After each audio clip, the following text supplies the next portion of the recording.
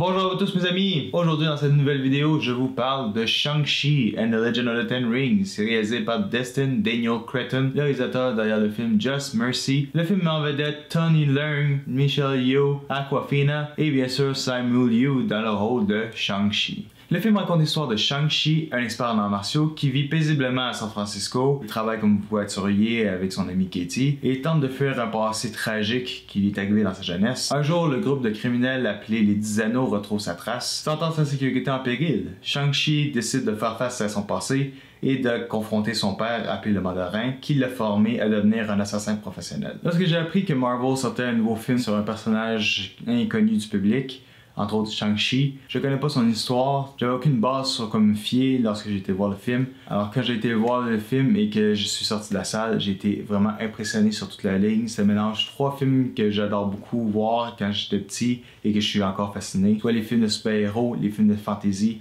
et les films d'arts martiaux. Ces trois combinaisons-là font de Shang-Chi un film parfait pour moi. J'ai aimé la recherche socioculturelle du réalisateur Destin Daniel Cretton lors de la création de Shang-Chi. Le fait qu'il soit inspiré d'une base de Crouching Tiger, Hidden Dragon de Ang Lee pour donner un style plus culturel, plus représentatif de la Chine, ce qui réussit très bien d'ailleurs. C'est un parfait mélange de scènes d'action, d'effets visuels, les décors, les accessoires, tout concorde avec le style de Shang-Chi. Et bien franchement j'ai été épaté. Simu Liu dans le rôle de Shang-Chi, je l'ai trouvé excellent dans le rôle. Je trouve très crédible son jeu. Son histoire avec le mandarin, son entraînement, c'est une histoire très tragique. Et je trouve que c'est ce qui me permet avec Simu Liu de donner un aspect plus crédible au personnage de Shang-Chi. On s'attache beaucoup à son personnage, il y a beaucoup de charisme et ça j'étais vraiment satisfait. Tony Leung dans le rôle du mandarin, j'ai trouvé vraiment extraordinaire dans le rôle. Ce que j'ai trouvé étonnant surtout, et ça je le savais pas à ce moment-là avant de faire mes recherches, c'est que j'avais déjà vu cet acteur-là auparavant mais je me rappelais pas du tout où avant aujourd'hui. Je sais maintenant qu'il a joué dans la production de Héros, un film que j'ai vraiment adoré, un film d'arts martiaux très spécial pour moi. C'est vraiment un film qui m'a beaucoup marqué quand j'étais jeune et encore aujourd'hui j'en trippe encore beaucoup. Alors revoir Tony Leung dans un rôle d'un film d'arts martiaux, vraiment j'ai trouvé extraordinaire, et dans le rôle du mandarin j'ai vraiment été impressionné par son jeu. L'histoire du mandarin est assez tragique, la perte de sa femme et ce qui s'en est devenu. C'est cette histoire là qui m'a permis de mieux m'attacher au personnage du mandarin et de mieux comprendre ses motivations. On s'associe pas nécessairement à ses idéaux, mais on comprend comment il fonctionne, on comprend pourquoi il fait certaines choses. C'est ce que le personnage se donne comme mission et c'est pourquoi il est ce qu'il est. J'ai adoré le personnage qu'incarne Awkwafina. Elle est très énergétique, elle est très accueillante, très attachante. J'ai vraiment aimé son personnage du début à la fin. La première fois qu'on la voit à l'écran, elle a une belle complicité avec Simu Liu. Ça fonctionne parfaitement, c'est très crédible. J'ai aimé revoir Michelle Yeoh dans un film d'arts martiaux. C'est une actrice vraiment formidable, mais la voir dans des films d'arts martiaux, ça me fait toujours trippé. C'est toujours plaisant de la voir. J'ai aimé sa performance dans Crouching Tiger, Hidden Dragon. Et encore ici, j'ai adoré beaucoup sa performance dans Shang-Chi. J'ai aimé les chorégraphies que Brad Allen a travaillé au niveau des scènes de combat. C'est un cascadeur qui a travaillé énormément sur les productions de Jackie Chan et qui cette année est décédé. Les techniques de combat que Simu Liu utilise dans le film, ça me faisait vraiment penser aux techniques de combat qu'utilise Jackie Chan dans ses films. Ces techniques de combat ont une grosse influence sur la production de Shang-Chi et vraiment avec le costume qu'il porte, ça fait parfaitement le personnage et bien franchement j'étais bien impressionné. D'un point de vue technique, j'ai vraiment adoré les mouvements de caméra de Bill Pope, sont fluides. J'ai aimé le fait qu'on entre dans les combats, c'est comme une danse. Quand on est dans les scènes de combat, on est vraiment dans l'action. C'est comme si les mouvements caméra incitaient le spectateur à participer au combat. J'ai vraiment adoré cette manière de réaliser et c'est un directeur photo que j'ai vraiment adoré beaucoup. Il a travaillé sur beaucoup de productions, entre autres les Spider-Man ou encore les Matrix. C'est un directeur photo très talentueux et bien franchement j'ai vraiment été épaté avec Shang-Chi. La scène qui m'a vraiment le plus agrippé sur mon siège, ça se passe à Macao lorsque Shang-Chi affronte des adversaires sur une espèce d'échafaudage et qu'à chaque instant il pourrait tomber en bas. Le mélange d'effets visuels et les scènes de combat était tellement spectaculaire. J'avais l'impression que j'étais vraiment à Macao et que j'allais tomber. Ça me rappelle la scène de Mission Impossible 4 où est-ce que Tom Cruise se balance du Burj Khalifa pour arriver à une fenêtre.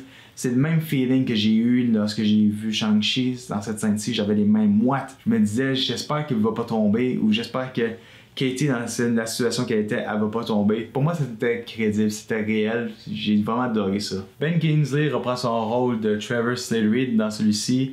Il s'est fait libérer dans un short film appelé All Hail the King, que je vous recommande fortement d'écouter avant de voir le Shang-Chi and the Legend of the Ten Rings, parce que ça a une grande importance. Dans Shang-Chi, j'ai trouvé que Ben Kingsley était beaucoup plus mémorable et beaucoup plus drôle que dans Iron Man 3. Mais à chaque moment, il m'a fait beaucoup rire avec ses jeux d'acteur et son petite histoire avec c'est la première fois où il était dans un cinéma et qu'il pensait que les singes étaient des vraies personnes. Ça fait penser à moi quand j'étais jeune. Il y avait cette fascination pour le cinéma qui m'a vraiment intrigué dans son dialogue et vraiment, ça m'a touché. C'est pour ça que j'ai beaucoup aimé son personnage pour ce côté-ci. Il y a un détail que j'avais jamais remarqué auparavant avant d'écouter Shang-Chi parce que pour moi, c'était pas si important.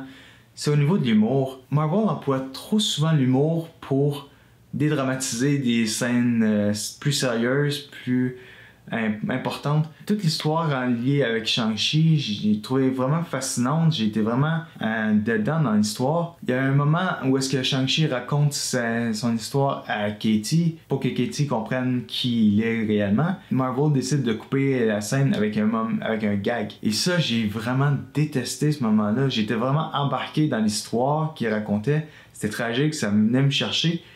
Et ils ont brisé ce moment-ci avec l'humour et ça.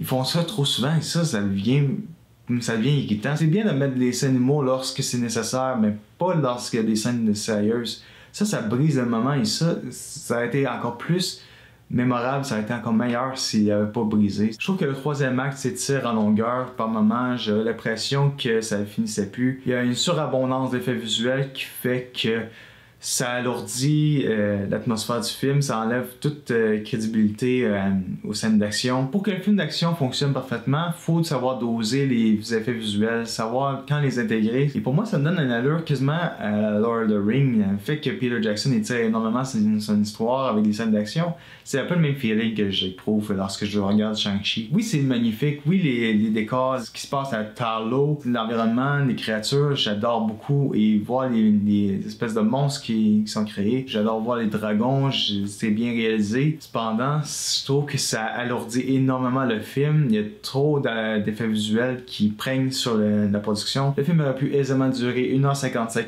et ça aurait été suffisant. J'aurais été encore plus impressionné s'il avait fait ça. En général, j'ai beaucoup apprécié chaque moment du film. C'est vraiment intense. J'ai adoré les chorégraphies, j'ai adoré les acteurs, les effets visuels.